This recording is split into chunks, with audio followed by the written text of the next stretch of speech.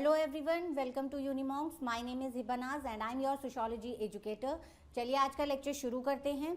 जैसा कि हमने अपना chapter 3 social institutions continuity and change शुरू कर दिया था। मैंने आपको बताया था ये चैप्टर बहुत इंपॉर्टेंट है हमारे लिए। CUET 2022 में इससे 6 से 7 सवाल आपसे पूछे गए थे और आगे भी चांसेस हैं कि इससे सवाल पूछे जाएंगे। क्यों पूछे जाएंगे? क्योंकि हम इंडियन सोसाइटी पढ़ रहे हैं और इंडियन सोसाइटी में हम इम्पॉर्टेंट इंस्टीट्यूशंस को पढ़ रहे हैं, तो उससे सवाल तो पूछे ही जाएंगे। जैसे हमारा कास्ट सिस्टम है, फैमिली सिस्टम है, किनशिप सिस्टम है, ट्राइबल सोसाइटीज़ है, तो इससे आपसे सवाल पूछे जाएंगे। तो ये हमारे लिए बहुत इम्पॉर्टेंट है और मैं चाहती थी कि हमारा कोई भी कॉन्सेप्ट जो है वो स्किप ना हो, हम उसको अच्छे से समझ पाएँ। इसलिए मैंने इस चैप्टर को 5 सेक्शंस में 5 पार्ट में डिवाइड करा है। हम हर पार्ट अच्छे से क्लियरिटी के साथ समझेंगे। तो जैसे कि हम इसके 2 पार्ट डिस्कस कर चुके हैं, आज हम पार्ट 3 पढ़ेंगे। चलिए लेक्चर शुरू करते हैं। आज हम ट्राइबल सोसाइटीज़ पढ़ेंगे, ट्राइबल कम्युनिटीज़ पढ़ेंगे और उनका क्लासिफिकेशन पढ़ेंगे कि किस बेसिस पर होता है। जैसे कि हम सब जानते हैं हमारी इंडियन सोसाइटी बहुत क्या है, प्लूरलिस्टिक सोसाइटी है। हमने अपने जो लेक्चर 1 था उसमें डिस्कस करी थी चीज़ें। हमारी इंडियन सोसाइटी प्लूरलिस्टिक सोसाइटी है, बहुत सारे इंस्टीट्यूशंस से मिलकर बनी है। ये हमारी इंडियन सोसाइटी है, ये बहुत सारे इंस्टीट्यूशंस हैं। हमारा caste system, class system, education, religion, ठीक है, ये सारे हमारे इंस्टीट्यूशंस हैं। फैमिली है, मैरिज है, इसी तरह से एक हमारा ट्राइबल सोसाइटीज़ है। तो आज हमें एक इंस्टीट्यूशन पढ़ना है अपना, ट्राइबल कम्युनिटीज़ या फिर ट्राइबल सोसाइटीज़। ठीक, तो ये हमारे लिए इतना इम्पोर्टेंट क्यों है वो मैंने आपको बताया कि हमारी इंडियन सोसाइटी है और उसका एक ये इम्पॉर्टेंट कंपोनेंट है हमारी इंडियन सोसाइटी में, तो उसको हमें बहुत अच्छे से समझना होगा सोशोलॉजिकल पर्सपेक्टिव के साथ, है ना। तो यही आज हमें पढ़ना है। अब हम बात करेंगे कि ट्राइबल सोसाइटीज़ या ट्राइबल कम्युनिटीज़ किसे कहते हैं, कौन लोग होते हैं जिनको बोला जाता है ट्राइबल्स। तो कौन लोग होते हैं? हम में से ही होते हैं, ह्यूमन बीइंग्स। हम इंडियन सोसाइटी में रहते हैं, तो हम लोगों को पहले क्या बोला जाएगा? इंडियंस बोला जाएगा, है ना। ये हमारी इंडियन सोसाइटी है। अब इसमें बहुत सारे स्ट्रैटम हैं, ठीक है, बहुत सारे स्टेजेस हैं। तो सबसे पहले हमारा क्या है? ये हमारी कंट्री है।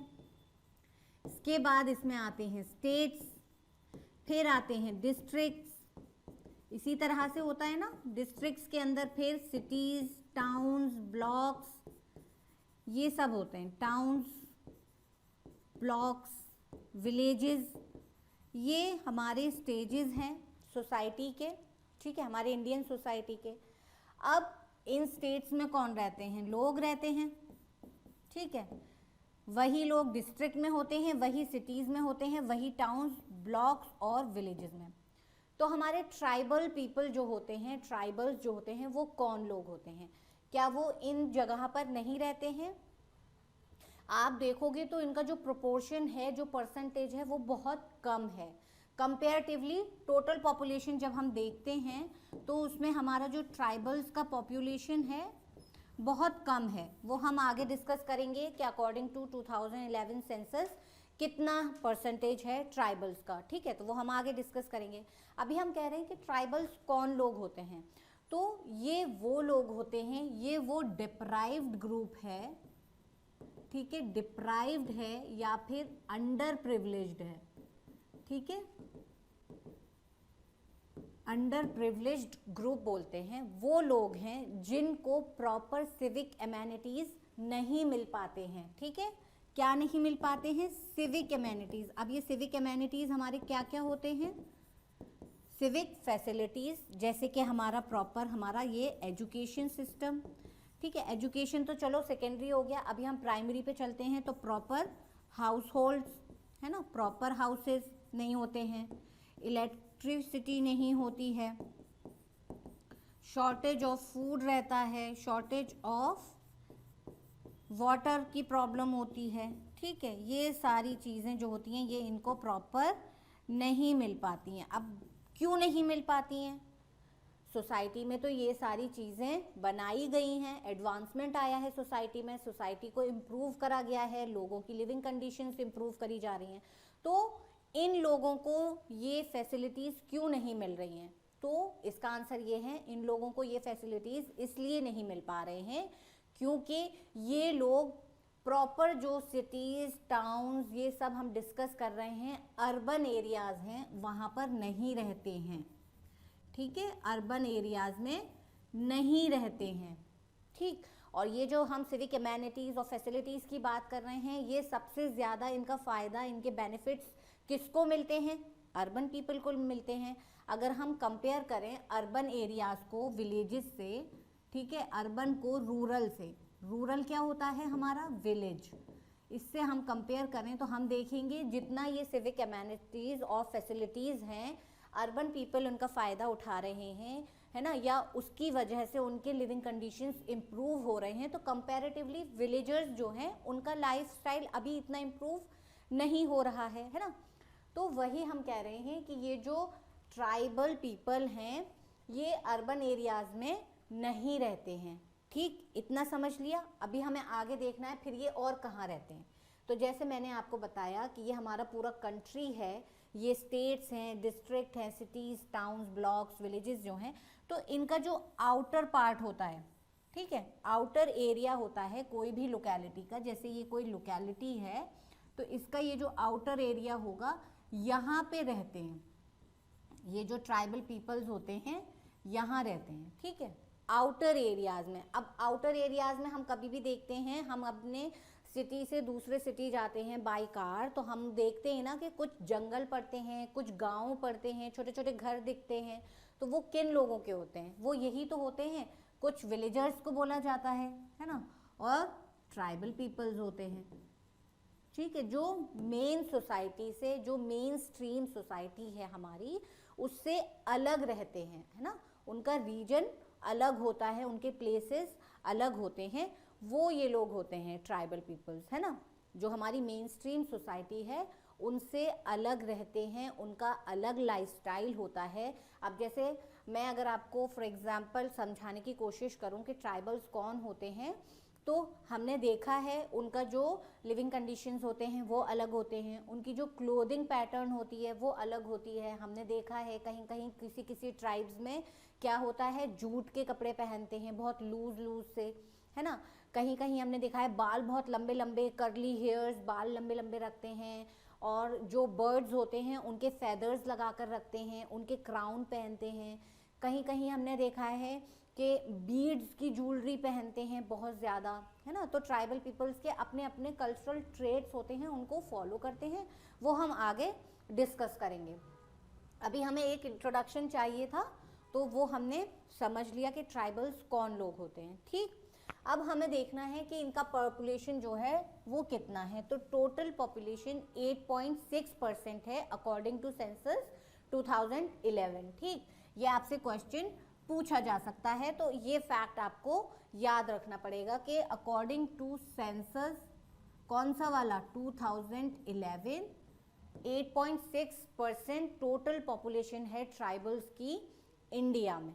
ठीक, इतना आपको याद रखना है। आगे देखिए, अब इनको और क्या क्या कह सकते हैं, इनके सिनोनिम्स बोलें या इंटरचेंजेबली यूज करने वाले वर्ड्स कौन कौन से हैं। तो एक तो है हमारा जनजाति, फिर आदिवासी हमने सुना है, आदिवासी हमने सुना है कहाँ रहते हैं, फॉरेस्ट में रहते हैं, है ना।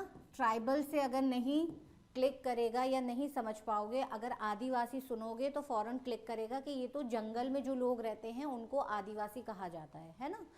तो वो हो गए। फिर वन जातीज, तो वन जातीज भी वही है। वन मतलब क्या होता है, फॉरेस्ट, और फॉरेस्ट में जो लोग रहते हैं, फॉरेस्ट में जो जाति रहती है वो वन जाति है, यानी हमारे ट्राइबल्स हैं। ठीक है, तो इस तरह से इनको ये और नाम से पुकारा जाता है। इतना हो गया।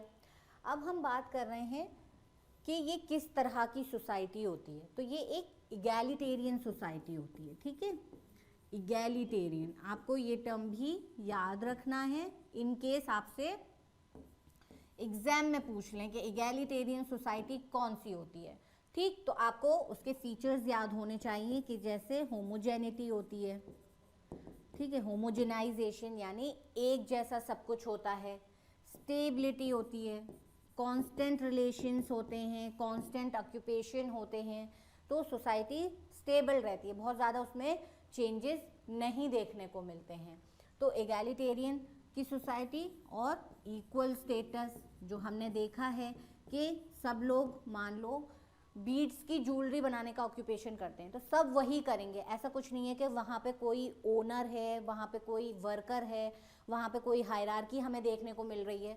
उनके ट्राइबल का एक हेड होता है, जैसे कि हमारे फैमिली में हेड ऑफ द फैमिली होते हैं हमारे, है ना, और वो पूरा ऑर्गेनाइज करके रखते हैं, पूरे फैमिली मेम्बर्स को साथ में लेके चलते हैं, सबके रिक्वायरमेंट्स फुलफिल करते हैं।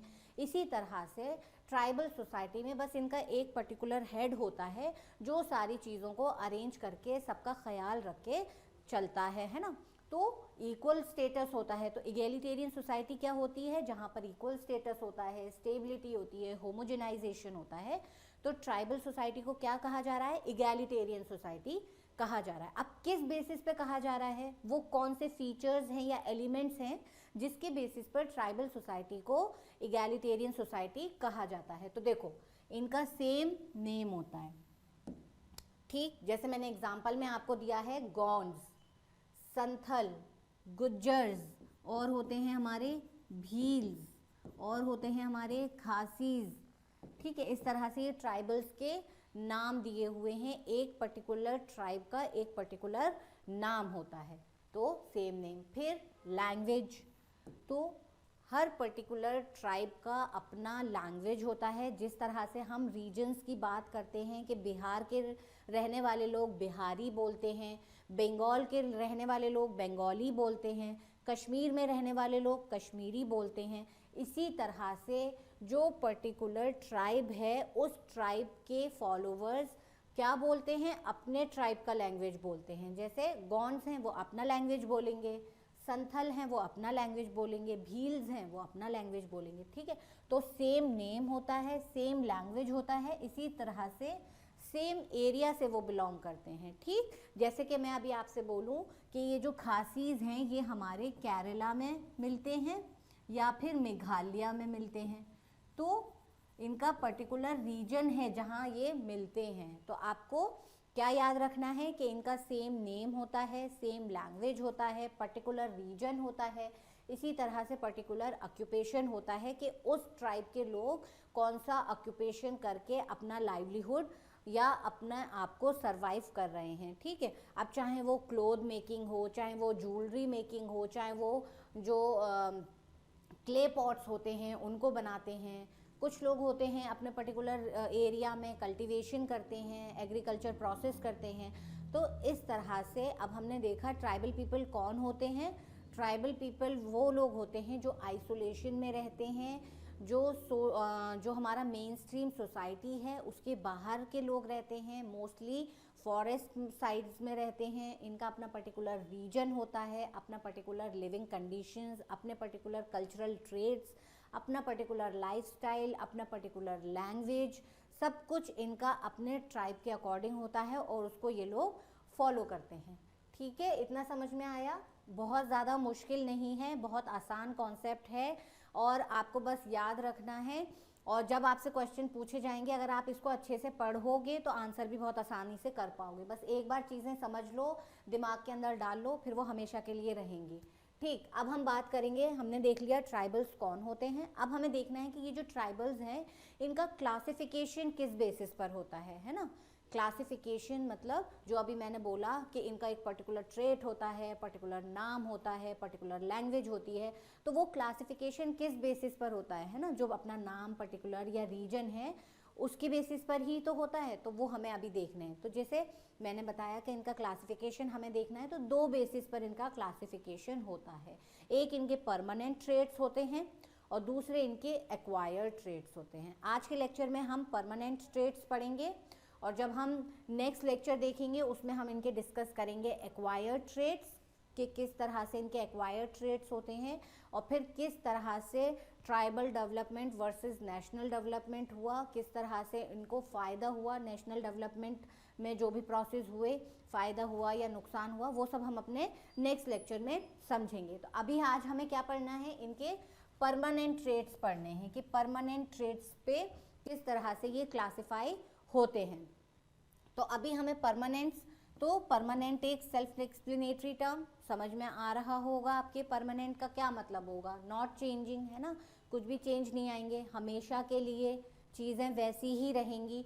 तो उसमें ये लोग क्या क्या इंक्लूड कर रहे हैं, एक तो रीजन, जिस रीजन से जो ट्राइब बिलोंग करती है वो हमेशा वहीं से रहेगी, वो मूव नहीं करेंगे, वो माइग्रेट नहीं करेंगे। जैसे मैंने अभी आपको एग्जांपल दिया था खासीज़, तो खासीज़ हमें कहाँ मिलते हैं, केरला और मेघालय में मिलते हैं, तो वहीं मिलेंगे, ठीक है। ये इनका पर्टिकुलर परमानेंट ट्रेट है कि मेघालय और केरला के जो ट्राइब्स होते हैं वो खासी ट्राइब्स होते हैं।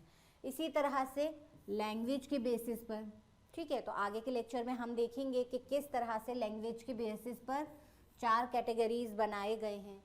फिर इम्पॉर्टेंट है इनका फिजिकल कैरेक्टरिस्टिक्स, तो वो भी हम देखेंगे कि 5 कैटेगरीज बनाए गए हैं फिजिकल कैरेक्टरिस्टिक्स के बेसिस पे कि ट्राइब्स के क्या क्या फिजिकल कैरेक्टरिस्टिक्स होते हैं, जिससे हम आइडेंटिफाई कर सकते हैं कि ये कौन से ट्राइब से बिलोंग करते हैं, ठीक है। तो हमारे परमानेंट ट्रेट्स में क्या रखा है, रीजन, लैंग्वेज और फिजिकल कैरेक्टरिस्टिक्स, इतना याद रखना।